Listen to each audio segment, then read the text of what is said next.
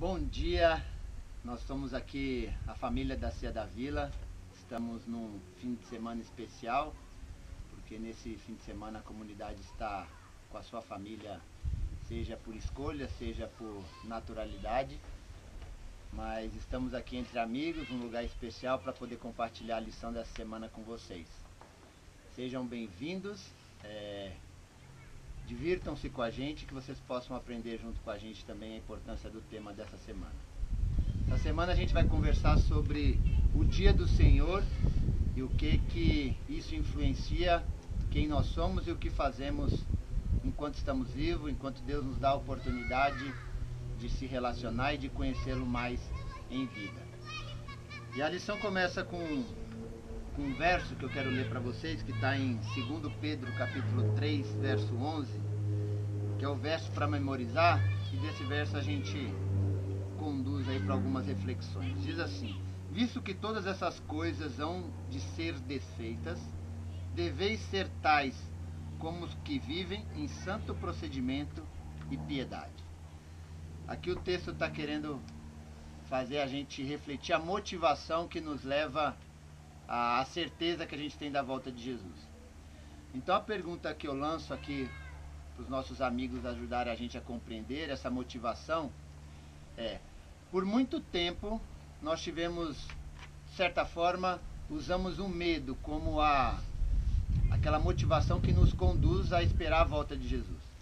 E aí a pergunta que eu lanço para vocês complementarem, falarem o quanto acharem revelados aí pelo Espírito para dizer é: o medo da volta de Jesus serve ou não como motivação para essa certeza? Eu acho que a questão do medo tem muito a ver com o medo da condenação, né? Que essa volta de Jesus aconteceria num momento onde também haveria uma separação de dois grupos, onde um grupo iria para o céu com Jesus e o outro grupo ficaria, né? E seria destruído ali definitivamente. E depois de 1000 anos haveria uma segunda ressurreição e aí efetivamente haveria uma destruição completa. O que talvez amedronte algumas pessoas é o medo de ser condenadas, né? O medo de estar no grupo que não vai para o céu. E eu sinceramente não acredito que essa seja uma boa motivação para a gente buscar fazer o que é correto no mundo, buscar como diz o texto bíblico aí, a santidade e a piedade, né? Sendo santidade atos de justiça, né? Ações, boas ações e fazer o que é correto, e piedade esse serviço para o outro, né? A religião voltada ao outro, que é a religião de cuidar dos pobres, das viúvas, etc. Para que haja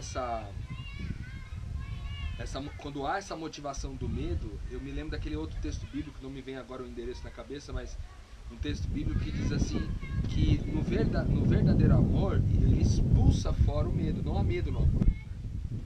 Então quem tem medo não está aperfeiçoado no amor. Então não é uma boa motivação você para fazer o que é correto, visando no final, no último dia, ficar do lado de fora, né? Porque isso não significa, não evidencia e não traduz que você está aperfeiçoado no amor. Porque aquele que entendeu que é amado por Deus, que entendeu que é amado pela Trindade, ele consegue ter a convicção de que essa salvação é uma questão garantida, né? Uma questão que está tudo certo, tá? Para quem creu em Jesus, a salvação ela é certa. Então não há medo nesse processo. Eu acho que, sinceramente falando, eu acho que o medo ele é até uma afronta, ele é até um problema. Assim, quando eu fico na expectativa de Jesus voltar e fico com medo, isso revela no meu coração que eu ainda não fui salvo. A minha consciência ainda não entendeu que eu fui salvo. Porque quem entendeu que é salvo não tem problema com a volta de Jesus. E eu acho triste, assim, porque a gente vê muito a questão do medo ser utilizado para alcançar pessoas, né? E como você disse, o medo é que quem entendeu o amor de Deus não tem medo, porque o medo pressupõe condenação, né? Que tá E só que eu acho que é só realmente o Espírito que vai lançar fora o medo, né? Então, a consciência de quem Deus é e o amor de Deus vai lançar fora o medo. E aí o amor não, e aí o medo nesse processo não faz mais sentido. Só que a gente é falho, né? Então, assim, a gente vê a questão do medo ainda sendo usado. E o que eu vejo nisso, cara, é que o fato é a gente se aproxima de Deus com o nosso egoísmo, com os nossos propósitos egoístas, né? E é Ele que vai transformando, né? Então, assim, de maneira nenhuma Jesus vai lançar fora os que chegam a Ele. Por mais egoístas os propósitos que sejam, por mais distorcidos somos, mas é no relacionamento que a gente vai conhecendo mais a Deus e vai se aperfeiçoando nesse amor. Esse lance do medo, né? O meu sogro, ele é alpinista, né? Era alpinista, agora já aposentou, né? E eu perguntava pra ele, pô, você não tem medo da altura, né? Ou do negócio? Ele falou, no começo a gente sente medo, mas depois que a gente estuda e conhece, aí o medo vira respeito. Então o medo, ele tá muito associado assim ao desconhecimento. Fantástico. Metanoia. Mas será que tem alguma relação esse tipo de evangelismo do medo? Isso ainda percorre muito o meio cristão, esse tipo de evangelismo do medo. Bruno ia falar, mas se quiser emendar com o que ia falar antes, vai emendando nessa pergunta. O que motiva as pessoas ainda a fazer esse tipo de evangelismo com medo, né? Do medo? Eu acho que eu queria fazer uma reflexão sobre o medo, que assim, a gente vive numa cidade violenta, que é a cidade de São Paulo, né? E a gente tem medo de sair para ir para certos lugares, né? Então, se a gente tem medo, a gente não tem segurança. Então, é uma contradição muito grande quando você pensa que você tem um Deus Pai, um Deus de amor, e você não é seguro nele. Você não tem uma segurança nele, né? Então, quando você pensa quando você sente medo de Deus, sente medo de não ser salvo, sente medo de não fazer parte do grupo que vai para o céu, então você não tem uma segurança, você não sente seguro ao lado do Pai. Essa é uma reflexão que eu queria trazer isso aqui agora. É que vocês falando agora essa perspectiva do medo, quando o nosso relacionamento com Deus ele vai ficando cada vez mais estreito, mais íntimo, a gente tem menos medo porque a nossa vontade acaba sendo a mesma vontade dele, sabe? E aí a motivação às vezes tá em a gente não querer o Cristo, e sim o benefício que ele me traz. Então o medo às vezes está não que ele vai voltar e que eu estou só fazendo algo de errado aqui, mas é porque eu vou perder o que ele foi preparar para mim, o benefício em si. Então, a minha esperança, não sei se a gente vai entrar nesse método agora, mas a esperança do cristão hoje é diferente das dos discípulos, por exemplo. Porque os discípulos esperavam o Cristo voltar. Eu vou preparar o lugar, mas tá bom, mas quando é que você vai voltar? Eu estou esperando você voltar. E hoje a gente espera assim, Jesus vai voltar para quê? Para acabar o sofrimento, para acabar a minha dor, para acabar meu choro, para eu rever aqueles que eu perdi. Então, a motivação também errada nessa perspectiva. Egoísta, né? Continua egoísta, sempre pensando em mim, e aí acaba querendo ou não isso se tornando um medo. Porque nessa motivação eu perco o relacionamento, a intimidade com Deus, e a minha vontade acaba não sendo a dele. Minha vontade continua sendo a minha, os meus desejos. Talvez respondendo essa pergunta do Ale de uma maneira um pouco mais objetiva até, eu penso no seguinte, que por que ainda há um desejo, há uma vontade do sistema religioso de utilizar o medo como ferramenta de convencimento das pessoas? Na verdade, todo sistema religioso trabalha com 3 formas de atingir as pessoas para um alcance efetivo, numericamente falando. O medo, a ganância e a culpa. São as 3 coisas que mais atraem as pessoas para os templos religiosos. Que são as 3 coisas são 3 carências muito grandes que o ser humano tem e que o sistema religioso se aproveita disso. Então, por que ele ainda se aproveita do medo? Porque ainda é numericamente melhor, porque traz mais pessoas, enche mais o templo de pessoas do que uma pregação de amor comum. Porque você atua exatamente naquilo que a pessoa tem de mais caro, de mais importante. Por exemplo, a segurança dela, o medo. Rapaz, se eu for, não quero morrer não. Então o que eu tenho que fazer para não morrer? Me conta aí que eu falo agora o que eu preciso fazer. Ah, você precisa dar um dinheiro lá, você precisa fazer uma oração desse jeito, você precisa ler esse seguinte livro, você precisa fazer isso aqui. E aí, com isso, a religião se torna indispensável na vida do cara. Por quê? Porque ele sente que ele é dependente de alguém dizendo pra ele como que ele pode aliviar medo, culpa e como que ele pode alimentar sua ganância. Então, no final das contas, o medo é uma das estratégias de encher os templos de pessoas. E distorce totalmente quem é Deus, né? Distorce totalmente quem Deus é, porque Acaba não conhecendo ele. acaba não conhecendo. E O aí, interesse não é nele, né?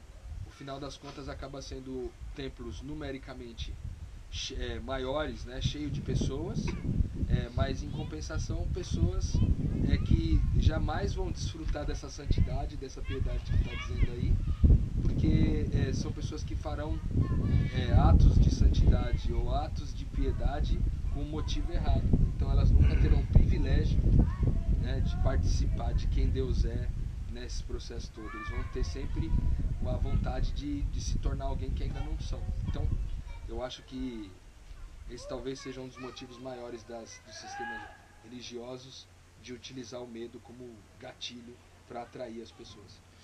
Deixa eu só ler o texto aqui, a continuidade, que a gente está lendo hoje, 2 Pedro capítulo 3, para toda essa reflexão, e já emenda a pergunta para o Ismael, porque eu sei que ele queria falar, mas a gente continua andando. Diz assim, 2 Pedro capítulo 3, versos 3 e 4. Em primeiro lugar, desejo lembrar-lhes que nos últimos dias haverá escarnecedores que farão todo o mal que eles mesmos puderem imaginar e se rirão da verdade. Esta será a sua maneira de argumentar. Jesus prometeu voltar, não foi? Então onde está ele? Ele nunca virá. Ora, até onde qualquer um pode lembrar-se, tudo tem permanecido exatamente como era desde o primeiro dia da criação. Então a pergunta que eu faço para você, Ismael, é a certeza dessa volta de Cristo, a certeza desse reencontro, um dia que ele mesmo prometeu. Fala que na vida prática agora muitas pessoas usarão essa mesma promessa agora como motivo de zombaria. De que ele um dia voltaria, mas de fato essa é uma promessa desde a criação e que de fato nunca aconteceu até então. Tem morrido gerações até gerações atrás dessa esperança. Tem aparecido movimentos atrás de movimentos estabelecendo datas. E até hoje isso não acontece. E todo mundo diz que é os últimos dias. E os acontecimentos das profecias dizem que está chegando e não chega. E morreu meu pai, morreu meu avô, morreu meu tataravô. Como você lida com isso? E não como uma certeza de confrontá-los, mas como você, ou cada um de nós aqui, lida com essa aparente tardância dessa volta, né? Cara, pra mim, ontem o Rodrigo me fez refletir sobre isso. Ele me fez a seguinte pergunta: e se Jesus não voltasse, se fosse ficar aqui pra sempre? Eu só queria deixar claro que, pra minha certeza, ele vai voltar, literalmente, um dia, para complementar o que eu vou responder. Se ele não voltasse, eu falei assim, olha, se ele não voltasse, com base no que eu tenho hoje, que eu acho que ainda é pouco, que é a certeza que ele anda comigo e cuida de mim, o fato de podê-lo enxergá-lo com os olhos da fé e ver ele atuando a transformação na minha vida e na vida de outros, isso é eu caminhando com ele. Eu sei que ele já está comigo. A história de viver o reino aqui e agora, ele já acontece aqui. E isso é suficiente, porque eu sei quem eu era e como eu me sentia. E como eu me sinto hoje, quem eu sou de fato. Retornei a ser. Então, eu já estou caminhando com ele, ele já está comigo, embora não na sua plenitude. Isso é uma coisa que não me fosse, tá vendo, Jesus não voltou, o cara zomba da minha fé. Mas, infelizmente ele não consegue enxergar com os olhos da fé. Mas quem sabe por meio da minha vida ele possa ver. Eu vejo a própria vida de Jesus como resposta nisso. Porque quando ele estava carregando a própria cruz, ele era zombado demais. Entendeu? E as pessoas percebiam o amor que ele tinha para quem zombava ele. como pessoas tiveram metanoia vendo como Cristo lidava com esses zombadores, a ponto de na cruz ele falar, perdoa, eles não sabem o que fazem. Então, esse espírito de Cristo, esse espírito de amor, está sendo formado na gente. Então, assim, todo caminho, todo sofrimento que a gente sofre, como a gente está com Deus, é para a honra e glória dele e é para nosso aprendizado, entendeu? Porque tudo, nesse sentido, tudo conspira para os que amam a Deus. E aí eu também tenho essa inflexão. O que eu tô amando esse cara que está zombando de mim, cara? Eu tô querendo mostrar Jesus por propósito certo. E então eu vejo o próprio Cristo, quando estava na Terra, ele deu esse exemplo como a gente tem que lidar com esse tipo de gente e como o amor na nossa vida tem que transpirar a ponto de o cara perceber isso na gente e ser convertido por esse amor. Legal, eu vou pegar esse gancho para já emendar um outro ponto da discussão aqui e continuar a leitura do texto de 2 Pedro, que está do verso 8 em diante, que é a certeza que Pedro carregava. Pedro carregava essa certeza de que o texto agora vai dizer que era como ele lidava, ou ele entendia do porquê Cristo ainda não tinha voltado. E aí eu vou fazer a pergunta. Diz Pedro assim, do verso 8 em diante do capítulo 3. Mas não se esqueçam disso, queridos amigos. Para o Senhor, um dia é como 1000 anos, e 1000 anos são como um dia. Ele não está sendo vagaroso com a sua volta prometida, embora por vezes pareça assim. Mas ele está esperando com paciência, porque não quer que ninguém pereça, e está dando mais tempo para os pecadores se arrependerem. O dia do Senhor virá com toda certeza, tão inesperadamente como um ladrão. Então os céus desaparecerão como um terrível estrondo, e os corpos celestes serão consumidos pelo fogo, e a terra e tudo quanto está nela será queimada. Então Pedro dá certeza aqui do porquê que ele não se sentia tão ofendido com essa aparente, diz ele aqui, aparente demora mesmo. Mas ele enxergava um propósito com isso. E aí a pergunta que eu faço para vocês é: vocês conseguem enxergar na vida agora cotidiana, dia a dia, esse senso de arrependimento e o que ele significa na prática? Esse senso de que Deus está dando mais uma oportunidade de arrependimento. Não só para nós, mas para todas as pessoas. O que isso muda de fato na nossa vida todo dia? Como o Isma falou, talvez as pessoas não enxerguem, porque elas não têm os olhos da fé para ver que Cristo já voltou e está andando com você todo dia. Mas o que isso muda para você todo dia? Saber que Cristo está andando e voltou para você todo dia, está andando com você. O que isso muda? Qual que é a prática disso? Quando a gente acorda, quando a gente vai para o trabalho, quando a gente está no meio da comunidade religiosa, quando a gente está no trânsito, quando a gente está brigando com a mulher, quando a gente está sem paciência com alguém, com o filho. O que isso muda? Qual que é a realidade disso na verdade, né? Cara, é uma boa pergunta essa ali, porque aquilo que o Isma falou, que a semelhança do reino que já chegou e que ainda vai chegar na sua plenitude, a semelhança do reino de Deus que é aqui e agora e é também ali além. Essa volta de Jesus, ela também é aqui e agora e ali além. E a gente experimenta essa volta de Jesus como sendo a volta de Jesus para o meu coração, né? Porque como humanidade a gente estava perdido e Deus morreu em Cristo morreu por nós. Quando ainda éramos pecadores, eu gosto de pensar que essa volta de Jesus, experimentar essa volta de Jesus, é experimentar a eternidade aqui e agora. A gente gosta de usar um símbolo aqui entre nós, utilizado pelo pastor Francis Chan, que é bastante interessante, que ele usa o símbolo de uma corda, né? Uma corda gigante, você não consegue ver onde vai dar o fim da corda, é uma corda infinita, e a ponta dessa corda está com a gente aqui. E aí a gente às vezes pinta um pedacinho ali, talvez de um palmo, dessa corda de vermelho, e o resto da corda marrom vai embora. E aí a gente olha para essa corda e vê um símbolo de que ela representa a nossa vida, sendo a corda a vida toda, que é a vida eterna, e a gente às vezes limita a nossa vida apenas nesse pedacinho vermelho de um palmo. E o quanto isso é miserável. Acreditar na volta de Jesus, crer na volta de Jesus, ter essa convicção é importante para a gente lembrar que a vida não se limita a esse espaço vermelho de corda, que ela é a corda toda. E isso pauta muitas das nossas decisões aqui. Porque agora eu não decido mais apenas na perspectiva de que minha vida pode durar talvez até 70, 80, 90, 100 anos. Mas eu tomo decisões que são para a eternidade. E isso não somente na minha vida pessoal, mas também nas minhas relações. Né? Tem o desejo da eternidade. Para que o outro tenha desejo da eternidade. Até como o Ben estava comentando ontem, num livro que ele também leu recentemente aí, que coincidentemente também é do Francis Chan, ele fala sobre essa questão de você se relacionar com a sua esposa na perspectiva de que ela tenha desejo pela eternidade, que desfrute a eternidade e que pense numa vida que transcende esse pedaço vermelho da corda, que vai para mais. Né? Então eu acho que a grande diferença está na qualidade das nossas decisões.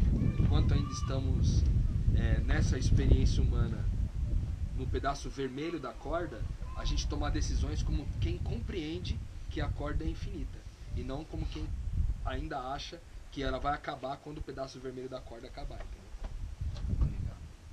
Mais alguém? Não? Então eu vou lançar a pergunta aqui agora. Tem a história, a lição ela conta uma historinha aqui que de fato faz a gente refletir mais na prática essa realidade de que o Cristo voltou. Ele pode ter voltado hoje já. Você está andando com ele, você não percebe. Só que a gente é tão teórico, a gente racionaliza tanto muitas coisas e não consegue tornar isso prático. Então a lição contou uma historinha aqui agora que vai de fato fazer a gente refletir forçadamente sobre isso. A lição que a historinha conta é assim: certa vez um jovem tentou testemunhar a sua mãe. Contou a ela sobre a morte de Jesus e a promessa da sua vinda. O rapaz estava muito orgulhoso de si mesmo, pensando que havia falado com muita eloquência.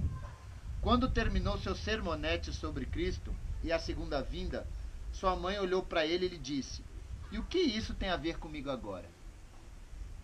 Essa é a pergunta que eu lanço para vocês aí.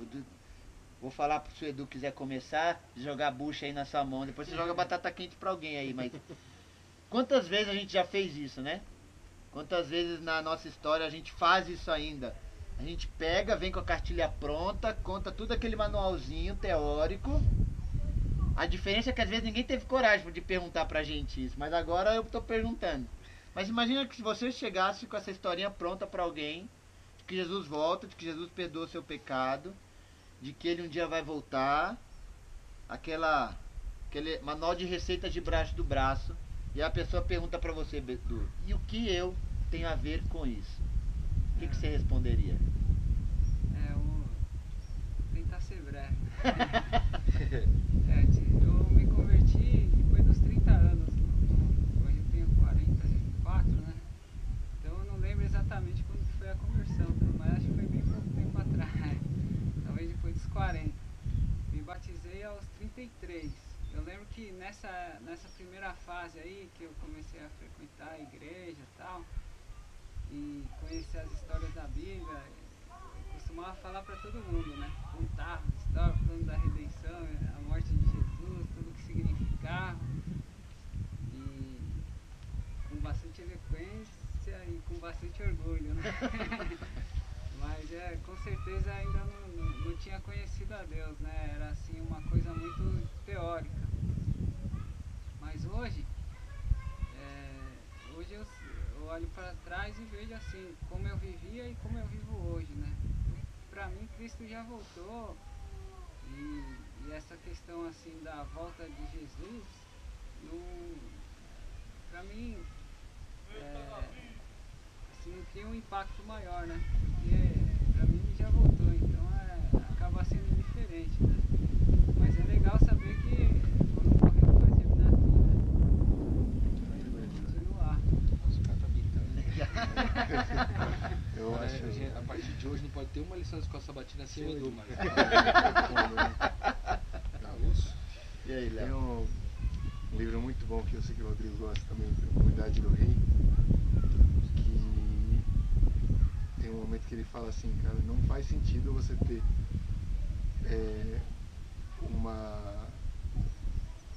falar, pregar sobre um reino, né, que as pessoas podem viver nele se não tem uma comunidade vivendo. Se não existe essa comunidade que já foi chamada para viver. E assim, e o Rodrigo estava falando, né, sobre essa linha da eternidade e refletindo sobre essa pergunta.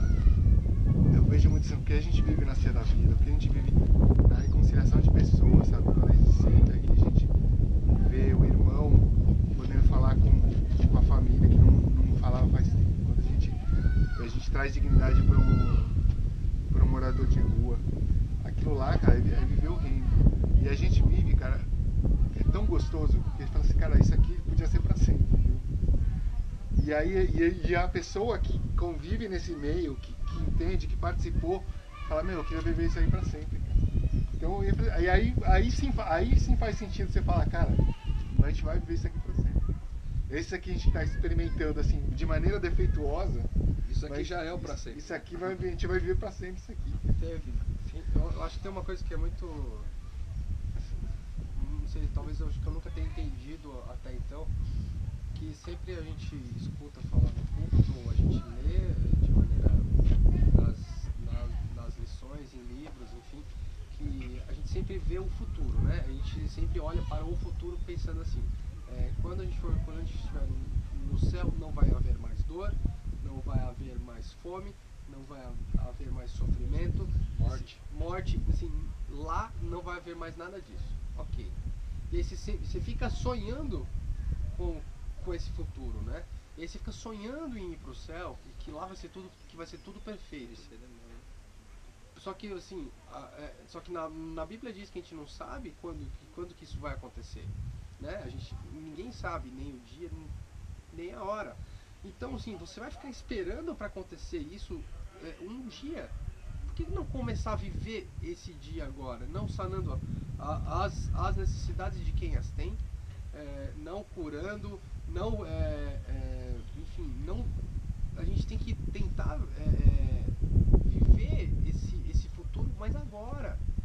Então assim, não faz mais sentido para mim ficar pensando isso no futuro e eu ficar aqui parado e esperando esse futuro chegar. Eu tenho que viver isso agora. Você falou uma pergunta, eu fiquei pensando enquanto vocês falavam e pro hoje, pelo que eu vejo do que as pessoas buscam hoje, o que mudaria na minha vida, ou na vida de uma pessoa que me perguntasse isso, ela tendo conhecimento dessa receita de bolo que foi passada para ela, tá? E o que muda na minha vida hoje. Eu acho que as pessoas em si, elas oferecem, elas gritam, na verdade, quando elas oferecem, elas gritam aquilo que elas não têm, entendeu? Então, se a gente não praticar isso na vida dela, ela não vai entender. Então, a receita de bolo, ela tem que ser praticada primeiro na nossa vida, cara. Porque como é que eu vou falar que o bolo é bom somente pela receita? Como é que eu vou falar que a quantidade de açúcar foi boa somente se eu li a receita e se eu não provei o bolo, entendeu? Se eu não fiz o bolo, se eu não provei o bolo. E às vezes o que falta na vida da pessoa é o que ela mais precisa, cara. A pessoa não ama direito, é porque ela não conheceu o amor na sua plenitude ou naquilo que ia saciar ela, então ela precisa reconhecer esse amor aí. Eu acredito que, baseado nisso que o Bruno falou, da satisfação de viver isso agora e não ficar aguardando ou perdendo vida aguardando algo chegar, é isso, cara. De que lá não vai ter mais nada disso e que comece por mim aqui agora. Eu não vou esperar que aquilo lá aconteça para que não venha um ferimento em mim, mas eu vou fazer aqui agora para que não gere em você aquilo que eu quero para a eternidade. Então que a eternidade comece pela minha vida, entendeu? De eu não matar você, de eu não ferir você, de eu não machucar você, de eu não ofender você, de eu entregar aquilo que você realmente está necessitado. Eu acho que começa por aí. Pode falar isso. Da pergunta que o Ale fez, eu estava pensando aqui, porque eu já fiz muito isso, né? Então eu tava pensando, sabe o que acontece? A gente vai ensinar as pessoas, cara, é duro isso aí. A gente vai ensinar as pessoas e a gente leva uma informação para ela que o Cristo que vai voltar, ele vai trazer um benefício para ela. Mas e o Cristo? O cara que vai trazer esse benefício, ele vai trazer. Mas o maior benefício é ele. Por isso, tipo, e o que eu tenho com isso? Tipo, não faz nenhum sentido para a pessoa, porque ela não conhece o Cristo. Por mais que ela sabe quem que é Jesus, etc., ela não conhece. E a gente perde a oportunidade de levar o Cristo. Aí fala tudo que ele vai fazer. Mas não faz sentido para mim isso aí, não. É só mais uma fonte de benefícios, né? É só mais uma fonte de benefício. E é engraçado isso que o Isma falou. Isso me remete a uma reflexão que a gente fez há algum tempo atrás. Sobre esse lance, né? A gente fala do céu. A gente almeja o céu como o quê, né? O céu como uma mudança de endereço, né? Como uma troca de endereço. Sai daqui e vai pra lá. É esse o céu pra nós, né? E isso talvez traria uma outra pergunta. Se o céu é uma mudança de endereço, então no que eu estou apaixonado? Ou o que eu desejo mais? Eu desejo o Cristo da eternidade ou a eternidade do Cristo? E talvez um gatilho para ajudar a gente a chegar na resposta dessa pergunta é o seguinte: se Jesus ele vem para você agora, se você descobrisse que tudo aquilo que era o céu, com todos os benefícios, com todo o aparato, as ruas de ouro, sem morte, sem dor, sem sofrimento, sem nada, todos os seus amigos estão lá, tudo que você mais gosta de comer tá lá, tudo que você mais gosta de fazer tem lá para fazer, tudo. O céu é aquele espetáculo, só que você descobre hoje que Jesus quis voltar para você, mas não te levar para lá, quis ficar só com você o dia inteiro. Fala assim, ó, a gente vai passar o resto da vida aqui junto agora, nós dois, um do lado do outro, mas nós não vamos pro céu. Como seria isso para você? Tipo, a vida permaneceria com sofrimentos, permaneceria com choro, permaneceria com as mesmas dificuldades que a gente enfrenta hoje, mas Jesus estaria do seu lado. O que isso mudaria para você? E essa pergunta, ela reflete muito onde está o nosso coração, né? Porque eu confesso para vocês que quando eu fiz essa reflexão, eu fiquei bugado por 2 semanas, porque eu não tinha certeza ainda se o que eu queria era o benefício ou se o que eu queria era o próprio Jesus. Quando a gente olha para a eternidade, você fala assim, você imagina você no céu agora. Imagina você que está assistindo a gente. Você imagina você no céu agora, todos os seus amigos estão lá, sua família está lá, as coisas que você gosta de comer, as coisas que você gosta de fazer, tudo, está tudo lá. Só que Jesus não está lá. E aí? Seja sincero contigo mesmo. Você estaria feliz ou triste? Você estaria feliz ou triste? Jesus tivesse, não, Jesus foi uma outra missão lá, sei lá, foi para outro planeta lá, para morrer para outro povo lá. E ele não ia estar lá, porque enfim, foi trabalhar. Você ficou lá, descansando. Estaria bom para você ou não? Então eu acho que isso talvez ajude a gente a concentrar o nosso coração no lugar certo. Eu, sendo bem sincero hoje, se eu tivesse que escolher entre a eternidade repleta desses benefícios e a certeza de que Jesus poderia andar comigo nessa vida todos os dias da minha vida, eu escolheria andar com ele todos os dias, porque eu tenho certeza que a minha existência teria sentido, entendeu? Faria sentido a minha existência, o meu presente. Então fica essa reflexão para nós aí, porque quando a gente tem que responder uma pergunta como essa, cara, a pessoa vira para você e fala assim, mas tá bom, mas o que isso muda na minha vida? Muito legal isso aí que você falou, né? É interessante, a história é bonita, tá, mas o que muda na minha vida? E aí só vai saber responder bem essa pergunta quem experimentou o bolo, como disse o B. Se você não experimentou o bolo, você não vai saber responder, cara. Sabe por quê? Porque vai ser mais um discurso vazio, cheio de teorias, textos bíblicos, endereços, histórias, mas se não tem a sua história, não é relevante para ninguém. Se não é relevante para ninguém, não é relevante para o reino. Só complementar rapidinho. Por favor. A vida, ela oferece vários bolos também, né? E as pessoas costumam experimentar, se saciar, né?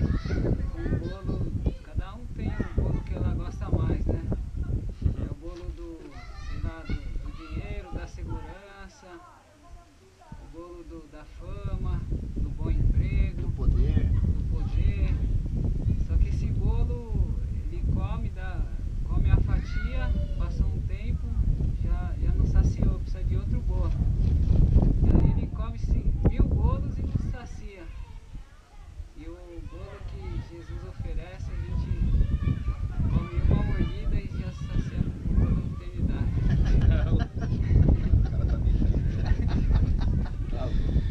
Talvez você que esteja escutando isso está achando que a gente está viajando muito nisso, né? Talvez seja apenas historinhas que a gente está contando para querer te convencer de que das suas escolhas diárias, né? Mas eu quero ler para você o que está em João capítulo 17, verso 3, sobre a eternidade. Diz assim: e esta é a vida eterna, conhecer o único Deus verdadeiro e a Jesus Cristo que o Senhor enviou. Essa é a certeza da eternidade. De fato, chegar lá e não ter mais nada.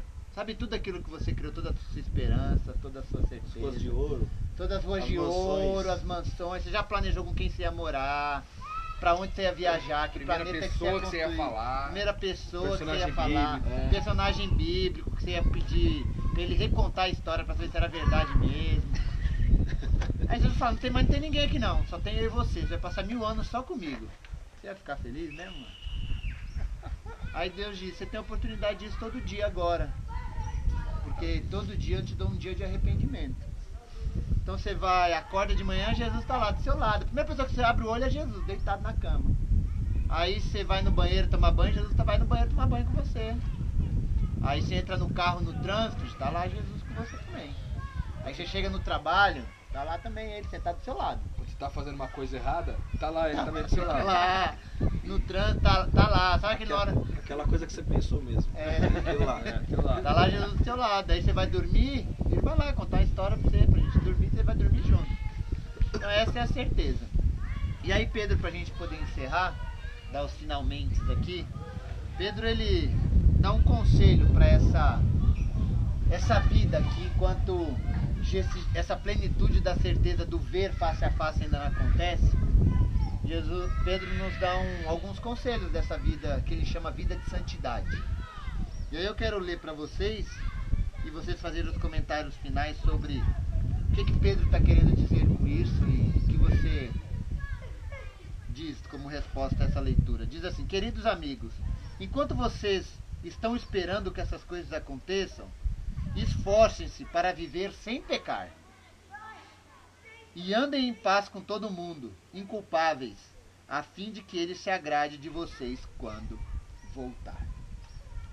Então, para a gente ir finalmente encerrar, Pedro fala aqui: viva uma vida enquanto isso não acontece, enquanto esse face a face não ocorre, enquanto você não vê Jesus maravilhosamente como ele é e ser transformado para que você o ame em toda a grandiosidade do amor que ele é também. Pedro fala assim: vive uma vida sem pecar. O que você entenda? O que você entende por isso? Por que Pedro está dizendo isso? Viva uma vida sem pecar.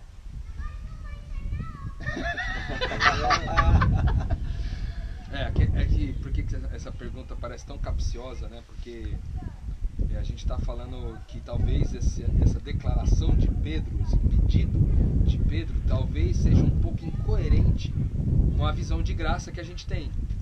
Que o esforço, né, para não pecar nos levaria a uma condição mais favorável diante de Deus, né? Quando na verdade a graça nos basta para a salvação. Mas o que Pedro está querendo dizer é que enquanto esse dia não chega, enquanto Jesus não volta e a gente não encontra ele face a face, né, nessa plenitude, como a gente falou, que a gente se esforce para não pecar, mas tem na sequência do texto o motivo para não pecar, ou seja, o motivo bom para ser santo, que é estar em paz com todos. E aí o texto bíblico vai dizer que no final Deus vai se agradar disso. Deus vai se agradar do quê? De que você viva sem pecar ou de que você tenha paz com todos? Deus vai se agradar de que você tenha paz com todos, que requer necessariamente viver uma vida sem pecado, porque não há pecado que não reflita necessariamente na vida do outro. Todo pecado impacta na vida de alguém, seja no momento do ato ou seja no pós, nas consequências, né? Então é lindo demais poder olhar para esse texto e sentir conforto, porque o nosso esforço está em buscar a paz. A gente acredita que a missão de Deus no mundo é reconciliar as pessoas. O que é reconciliar? É fazer as pazes, né? Então, se a gente vive buscando fazer o que é correto para fazer as pazes das pessoas com Deus, fazer as pazes das pessoas umas com as outras, fazer as pazes das pessoas com elas mesmas, fazer as pazes da natureza e de tudo que existe em Cristo, então nós estamos vivendo em santidade. Essa é a santidade que Pedro pede pra gente, né? Que a gente seja santo pelo motivo correto, que é de gerar a paz na família, na comunidade da fé, na comunidade do Reino.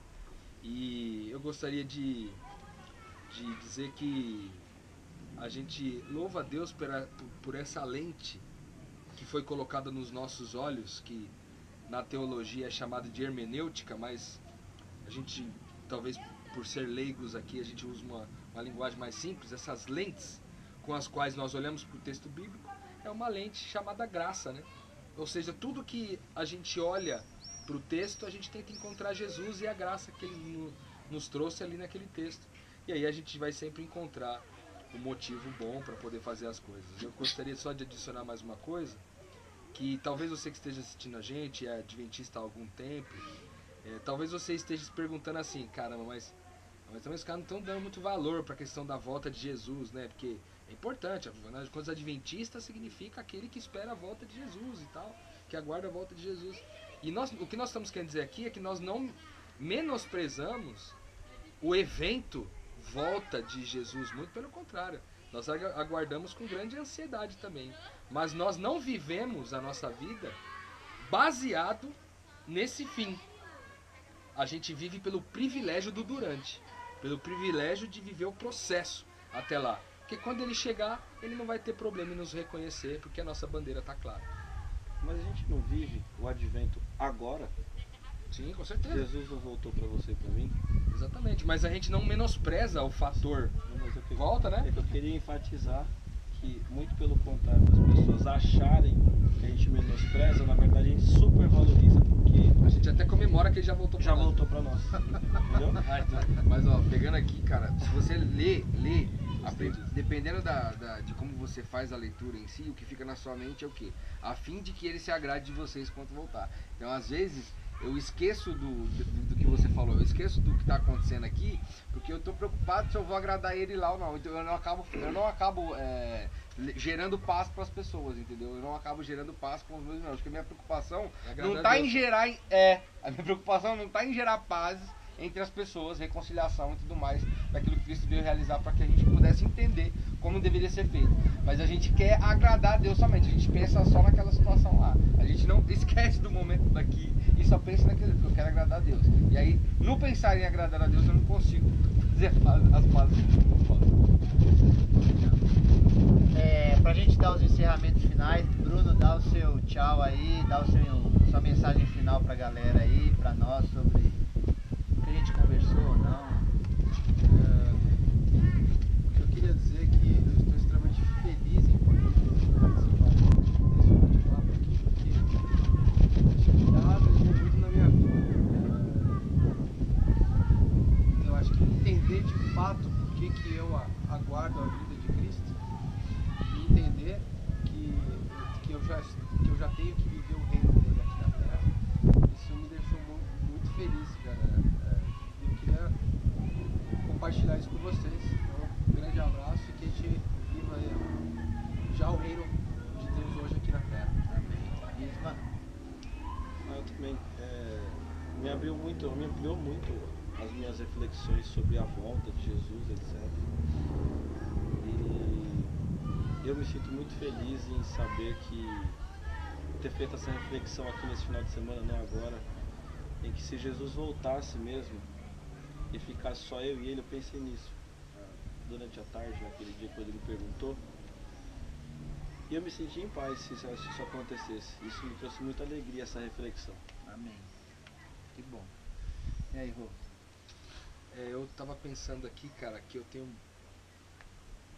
um bom motivo para comemorar ser adventista, porque eu comemoro o fato de Jesus já ter voltado e comemoro o fato de que ele ainda vai voltar. Afinal de contas, ele é onipresente, né? Onipresente no tempo, né? Deus é eterno e a eternidade é a certeza que o tempo é desnecessário. Já aconteceu, vai acontecer. Acontecerá. E acontecerá. Isso aí. Tá acontecendo também. Já acontece. É, Dê. Cara, eu agradeço a Deus porque as maiores metanoias e os meus maiores aprendizados assim são em família. Então eu agradeço a Deus pela vida de vocês, agradeço porque eu tô aqui e isso é muito bom pra mim. Muito obrigado mesmo pra vocês também. E pra você que tá vendo a gente aí, ai, que a eternidade comece por nós, cara, na nossa vida, no nosso dia a dia e que a gente dê esse start logo aí pra que a gente possa dar sentido no que a gente está vivendo aqui. É assim. Cara, eu também quero agradecer muito, foi muito gostoso. Mas é muito gostoso falar de Deus nesse fim de semana. Essa oportunidade é excepcional. Que eu acho que a gente espero que a gente tenha passado um pouco, né, desse sentimento para quem está assistindo. E viver até a cabeça do verso em relação a conhecer Jesus, conhecer o reino, e ver aquela frase que antes eu só conhecia de novo, né? Mas agora eu conheço de ver, então que a gente possa refletir e fazer Jesus Cristo conhecido aqui mais. Edu, o mito. O mito. Hashtag Edu Mito. É. Eu também agradeço muito a Deus, né? Por estar aqui em família, né? E dizer que essa família que me ajudou a olhar o mundo com essa nova lente, né? E agradecer muito por isso. E também falar, às vezes, algumas pessoas podem ter a impressão assim, poxa, agora que Cristo voltou para ele tá tudo fácil, né? Realmente tá tudo fácil, né? Mas assim, muita coisa a gente vê que precisa melhorar, muitos pecados que eu tenho, assim, muitos ídolos que eu preciso me desgrudar, mas a paz que eu tenho, assim, que tudo isso vai cada dia melhorando, né?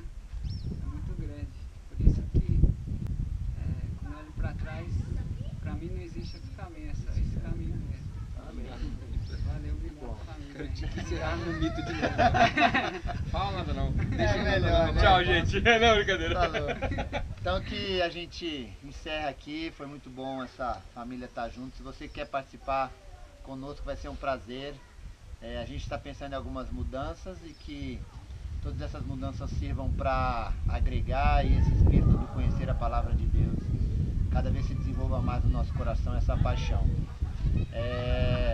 Que você seja encontrando quando Cristo voltar, na certeza que Ele voltou cada dia, porque Ele vai perguntar para você lá no final: tive fome e me deste de comer, tive sede e me deste de beber, estive preso e foste me visitar, então não vos conheço, ou então vos conheço. Saber que Cristo voltou cada dia é só depois lá como Ele vai definir se você quer viver uma eternidade ou não, se você viveu enquanto você pôde nos seus 60, 70, 80 anos. Um abraço nosso, amamos vocês e até a próxima. Tchau. Tchau.